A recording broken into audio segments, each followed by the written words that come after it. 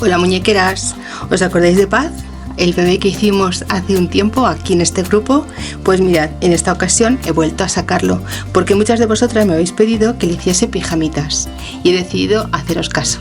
Sabéis que voy con mucho trabajo y que siempre que puedo, pues bueno, todo lo que vais pidiendo, las peticiones que vais haciendo, las voy intentando sacar adelante, aunque mi tiempo ya sabéis que es un poco limitado. Pero bueno, espero que os guste este pijama. Se trata de un pantaloncito corto y una blusita que va cruzada. Es una monada. También le he puesto un gorrete que lleva nudos. Se llama un gorro de doble nudo. En esta ocasión, Paz está súper contenta, preparada con su chupete para irse a dormir, pero ahora la voy a molestar un poquito, porque quiero comentaros que el pijamita lleva la parte de arriba cruzada con unos lacitos que no pueden faltar y un bies.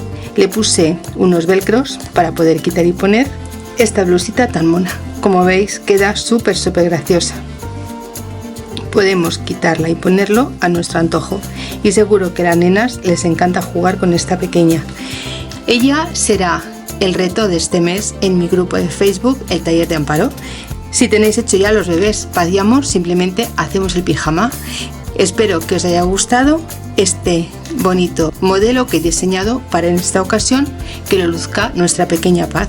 Y ahora, con vuestro permiso, voy a ponerle el chupete porque esta lindura va a dormir un ratito. Tengo mucho que hacer y ella debe descansar.